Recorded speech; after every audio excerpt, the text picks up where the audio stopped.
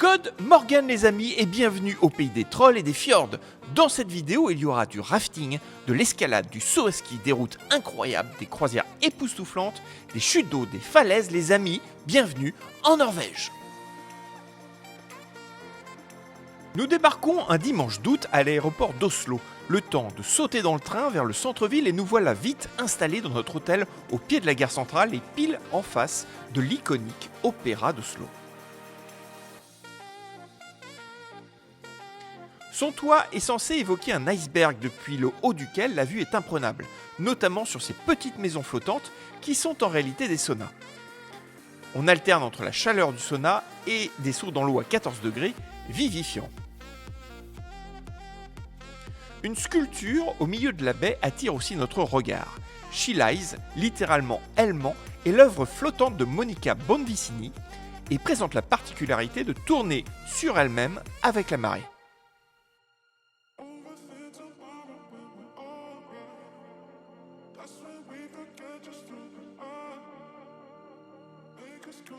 Nous quittons le lieu pour nous diriger vers la citadelle d'Akershus. Construite au XIIIe siècle, initialement pour y loger le roi Håkon V, elle servit ensuite longtemps de prison. Et son dernier moment de gloire fut lors de la Seconde Guerre mondiale. La Norvège est alors occupée par les nazis qui intronisent Vidkun Quisling, un antisémite notoire, comme chef du gouvernement. Les Norvégiens entrent alors en résistance et lorsque les Alliés finissent par vaincre les nazis, il sera exécuté dans cette citadelle le 24 octobre 1945.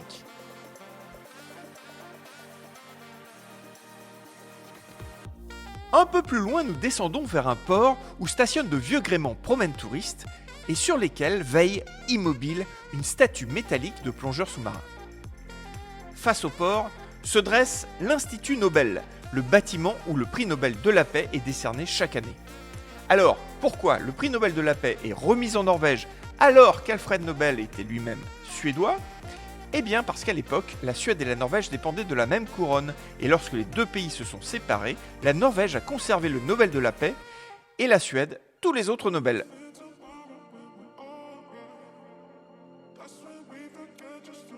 Nous continuons vers le quartier animé des quais d'Aker Brygge avec ses bars et ses restaurants. Puis sur le chemin du retour à l'hôtel, nous observons une foule semblant converger vers les jardins du Palais Royal. En suivant le flot, nous vivrons une courte parenthèse musicale offerte par l'Orchestre Philharmonique d'Oslo.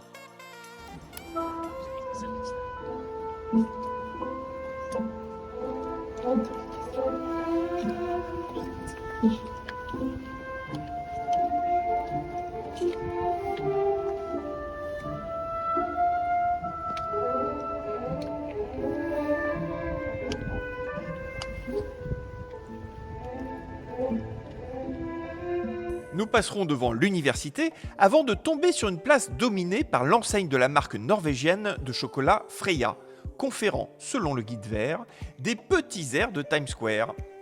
Mais ça doit faire longtemps que le guide vert n'a pas été à New York. Nous continuons sur la rue Commerçant de la ville, bien vide car nous sommes dimanche, qui nous ramène à notre point de départ, la gare centrale. Il est 21h30, il fait encore jour, nous allons nous coucher. Le lendemain, Manu nous guide vers un quartier plus authentique et plus ancien de la capitale.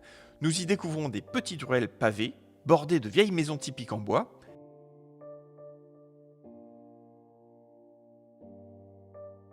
Very charming.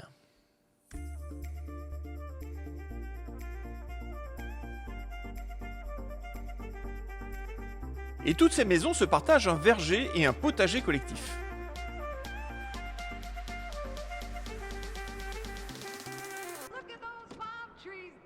Au loin, un bâtiment nous interpelle, un vieux bâtiment industriel de silo à grains converti en résidence étudiante. Bienvenue à Matalen, un quartier moderne et hype, connu pour son marché, mais fermé le lundi, et traversé par une rivière carrément agitée. D'ailleurs, il ne faudrait pas que l'eau monte beaucoup plus. Et le bâtiment qui nous a attirés là, le voici. Je vous en parlerai bien davantage, mais je ne comprends rien au norvégien et pas grand-chose est traduit. Nous sortirons de ce quartier par une ravissante petite place où nous mangerons italien avant de nous diriger vers la gare, car notre train nous attend pour aller chercher enfin notre camping-car. Après une vidéo d'instruction sur le fonctionnement du camping-car, nécessaire mais c'est vrai un peu chiante. Elle a dormi. Elle a dormi. Bref, nous prenons enfin le volant de l'engin et première halte, le supermarché pour faire le plein. Et nous réalisons vite que rien, mais absolument rien n'est traduit sur les emballages, compliquant un peu l'exercice. Alors premier constat, on ne vend plus de bière dans les supermarchés à partir de 8h. Notre première étape sera Lillehammer, ville hôte des JO d'hiver de 1994. Mais quelle ne fut pas notre surprise au petit déjeuner de découvrir que la piste de saut à ski fonctionnait en plein mois d'août. Et du coup, on a fait quelques vidéos de ce sport de maboule.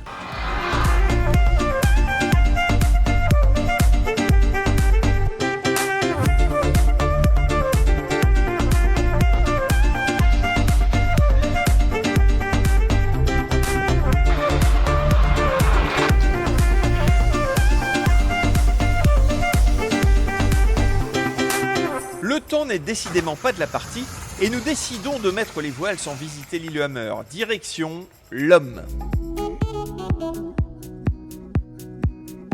Ces derniers jours, la Norvège a subi une belle tempête, particulièrement dans cette région, provoquant inondations, glissements de terrain et quelques fermetures de routes. Cela nous obligera donc à quelques détours.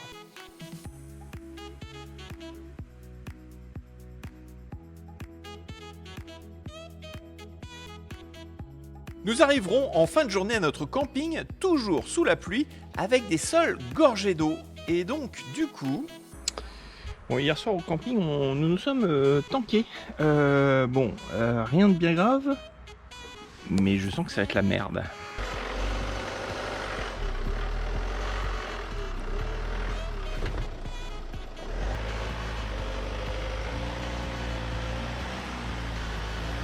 Plus de peur que de mal. L'objectif du jour, c'est Geiranger et la région des fjords. Et qui dit fjord, dit montagne. Et nous nous régalerons d'une route magnifique, certes sous un temps gris, voire une vraie purée de poivre le temps de passer ce col, mais lorsque le brouillard se dissipe, c'est l'effet waouh. Nous découvrons bouche bée cette vue plongeante sur Geiranger.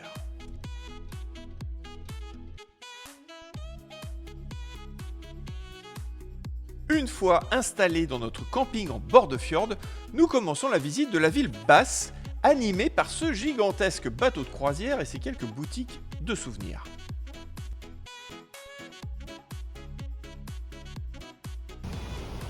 Nous remonterons ensuite la rivière, dont le cours est ponctué de sacrées chutes d'eau, avant de visiter le Fjord Center, musée dédié au fjord, mais aussi à la vie locale. Un musée assez sympa avec une reconstitution des bateaux d'époque qui ravitaillaient ce petit village reculé.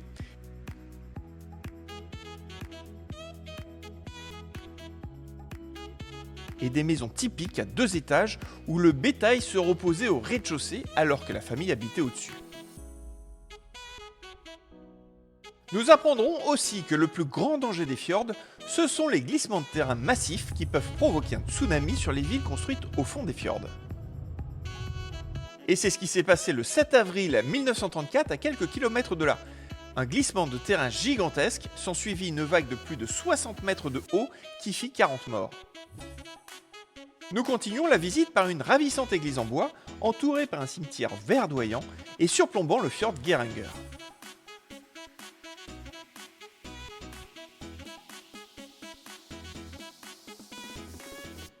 Une fois de retour au niveau de la mer, ce ciel en feu nous annonce le grand retour du soleil pour le lendemain. Et donc, le bon moment pour embarquer sur le MS Geiranger Fjord à la découverte de ce magnifique endroit.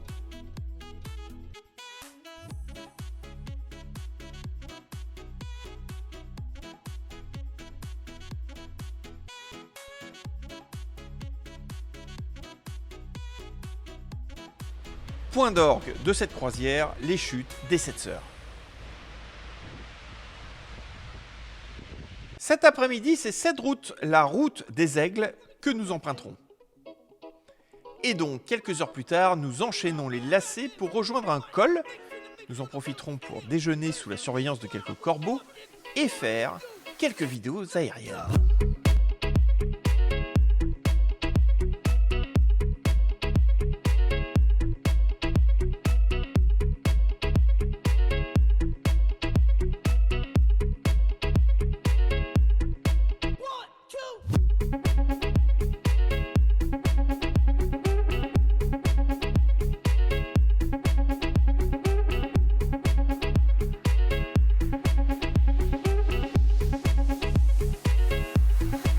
Et voici la route que nous continuerons d'emprunter. Nous enchaînerons les tunnels, les ferries, les haltes pour admirer le débit des quelques ruisseaux hyperactifs, ou encore quelques fragiles sculptures laissées par les nombreux voyageurs de la passe de Roma.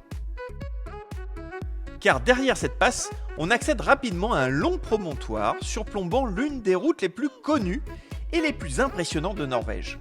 C'est la route des trolls, ou Trollstigen en bon norvégien. On y observe surtout la galère de ceux qui se croisent, notamment avec des longs véhicules. Bref, un court aperçu en fait de ce qui nous attend. Allez-y, c'est parti.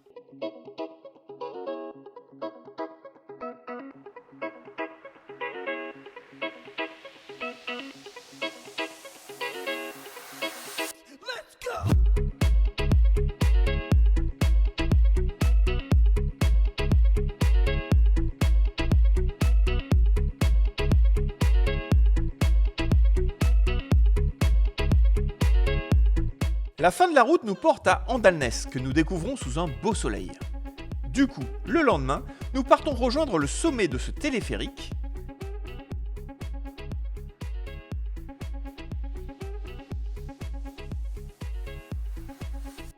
Mais en empruntant une très belle Via Ferrata.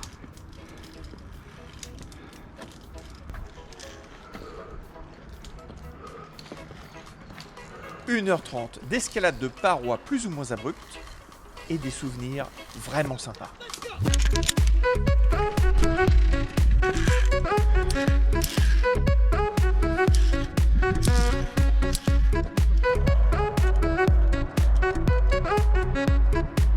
Ça va ? Sujet au vertige, s'abstenir.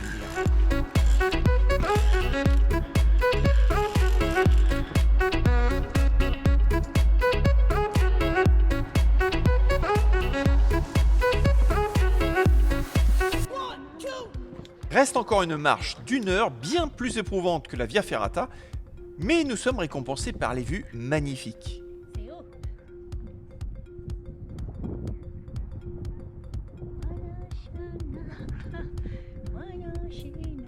Le retour se fera en Gondolen pour compléter nos vues d'Andalnes.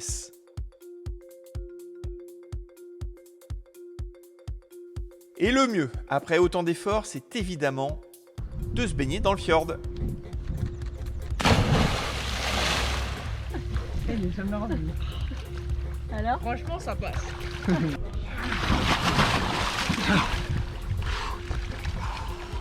Non, non, c'est froid, c'est froid.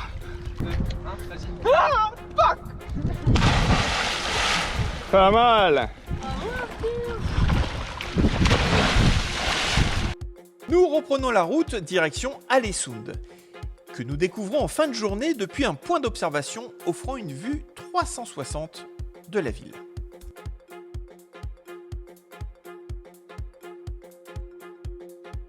Et c'est au pied de la statue du poète Christopher Anders que nous prendrons l'apéro alors que le soleil se couche tout doucement.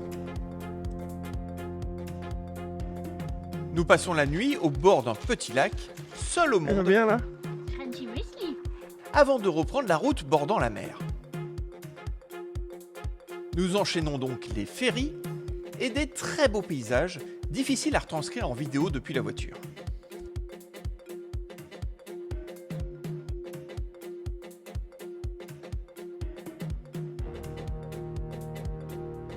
Je profite donc d'une pause déjeuner pour prendre un peu de hauteur et vous montrer la beauté du coin.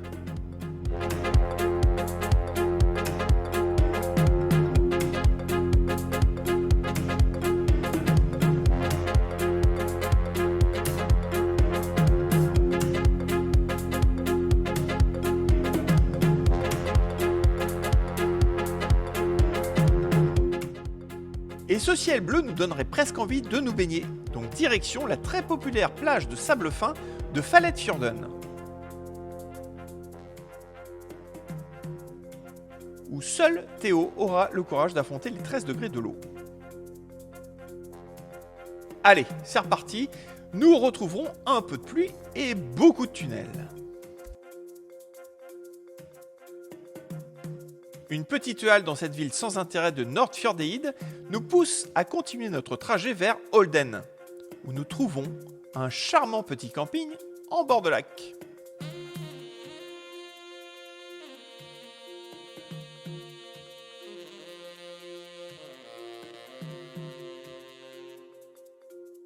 Olden n'est en réalité qu'une étape vers le glacier de Briksdal, un site de toute beauté que l'on découvrira d'abord en drone.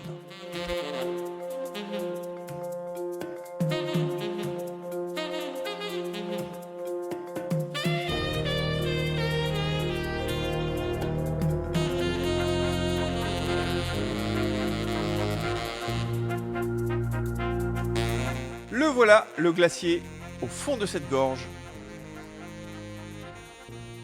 Nous partons en randonnée le découvrir de plus près. Et premier obstacle, un pont douché par la force de cette cascade et duquel nous ne sortons pas tout à fait intacts.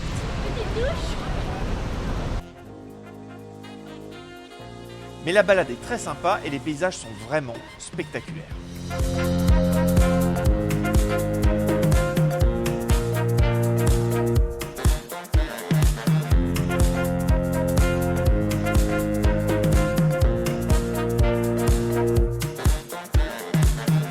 Et la météo semble être de notre côté puisqu'elle nous gâtera d'un ciel bleu parfait à destination.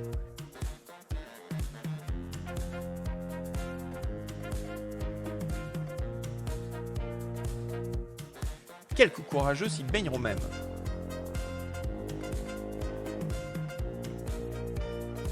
Le chemin du retour est encore plus beau sous le soleil.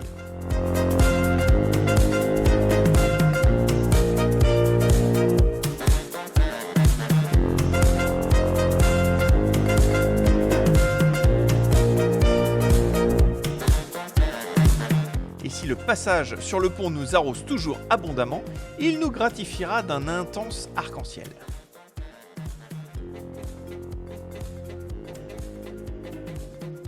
Le voyage continue et nous reprenons la route vers Kopanger, où nous passerons la nuit dans un camping très sympa en bord de fjord et où Théo nous préparera une soirée tortillas.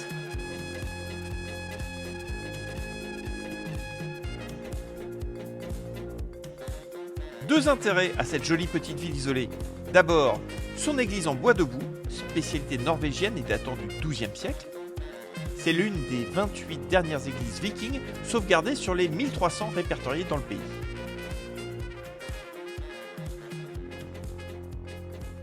Le second intérêt de Kopanger, c'est son ferry qui nous amène découvrir ce que les guides considèrent comme l'un des plus beaux panoramas de fjord de la Norvège. On vous emmène en croisière à bord du Orland, à la découverte du Narrowfjord entre Kopanger et Gudvangen.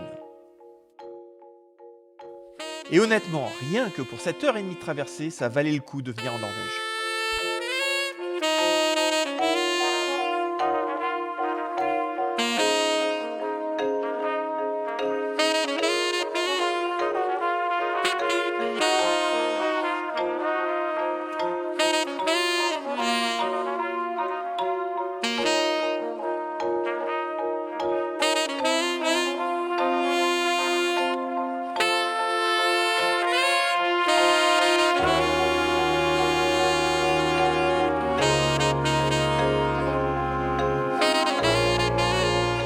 À Gudvangen, nous mettons cap sur Voss, capitale norvégienne des sports extrêmes.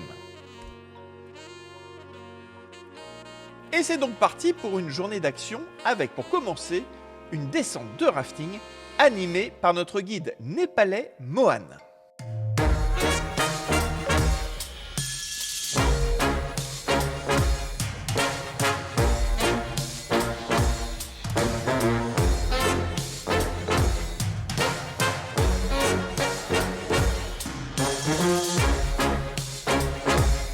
Puis l'après-midi, VTT pour tout le monde avec Janice, notre guide, cette fois catalan, et un touriste indien très sympa mais qui visiblement n'avait jamais passé une vitesse à vélo de sa vie.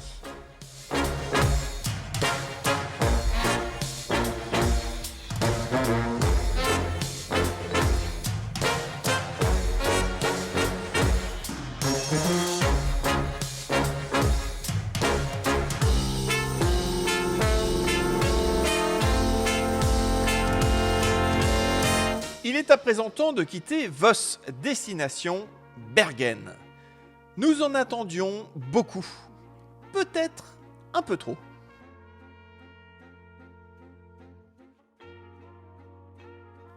Alors bon, c'est indéniablement une jolie ville, fleurie, propre, comme d'ailleurs toute la Norvège, mais aussi très touristique. Nous tomberons sur un antiquaire qui a fait du rangement et du classement un certain art de vivre.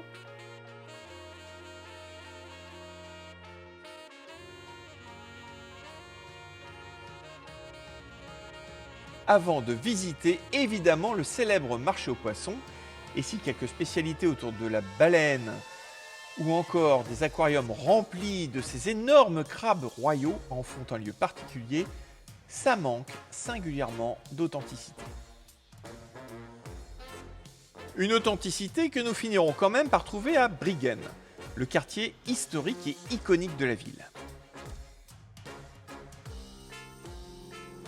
Beaucoup d'efforts sont déployés pour maintenir debout ces vieilles maisons en bois qui évoquent un riche passé.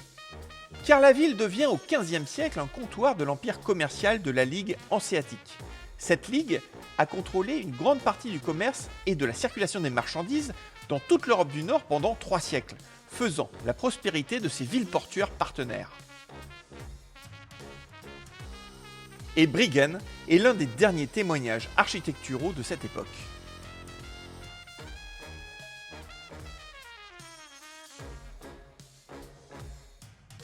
Nous quittons Bergen pour une autre ville historique de Norvège, Stavanger.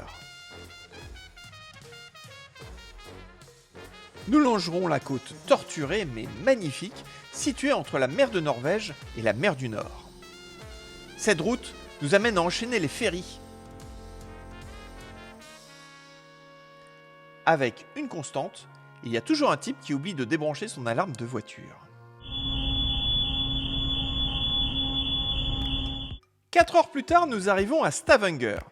Nous ne sommes pas les premiers sur les lieux. Le gigantesque Aida Nova vient de déverser ses 6000 croisiéristes dans la ville et visiblement, ça ne plaît pas à tout le monde.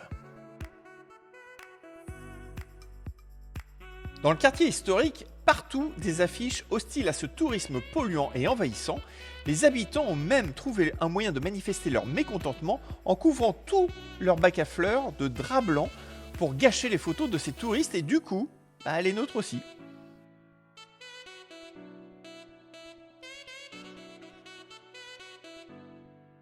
Néanmoins, nous passerons une après-midi à nous balader dans cette jolie petite ville que nous trouverons finalement plus attachante et plus authentique que Bergen.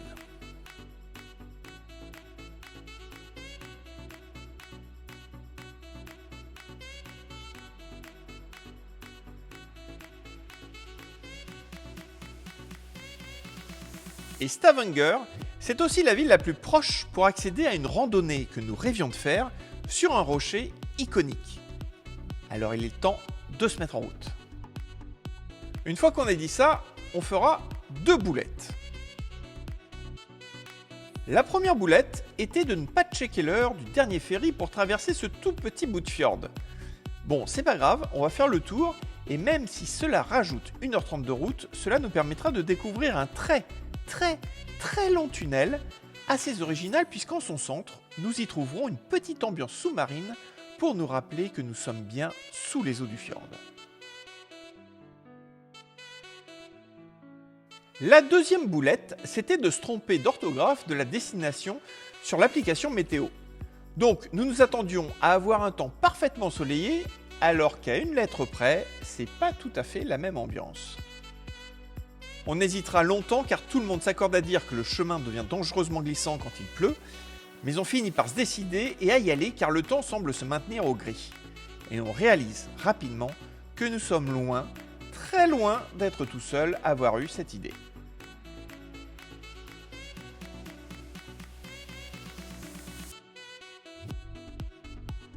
Et évidemment, 30 minutes plus tard, il se met à pleuvoir, mais on décide de continuer, tout en s'inquiétant de ne pas être récompensé tout en haut car le brouillard, lui, est bien là. Et puis le temps se dégage, doucement, au fur et à mesure de la montée, et nous découvrons un paysage de plus en plus beau.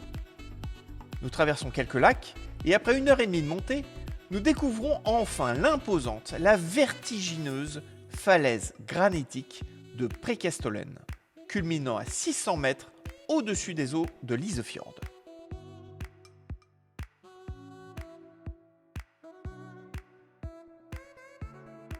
Nous céderons à la tentation de la photo souvenir, qui sous cet angle n'est pas très impressionnante, mais sous cet angle-là, beaucoup plus.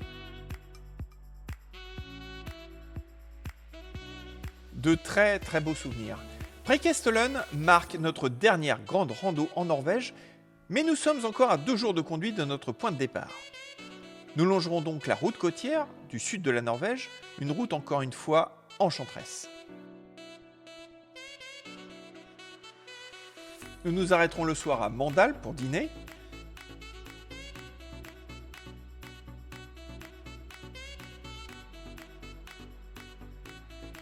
Et le lendemain, nous stopperons quelques minutes pour visiter cette jolie station balnéaire de Lillesand.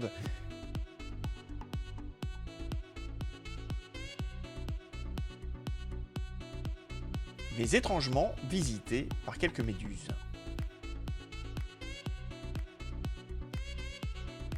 Nous traverserons ensuite la région agricole du Telemark, là où est née cette technique si particulière de descente à ski. Avant de visiter la plus grande église en bois debout de Norvège, située à Edal.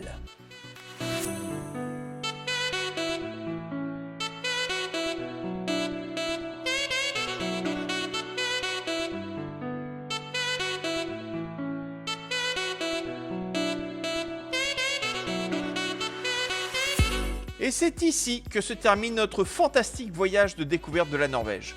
On se quitte sur un diaporama de photos souvenirs et on se dit à très vite pour de nouvelles aventures.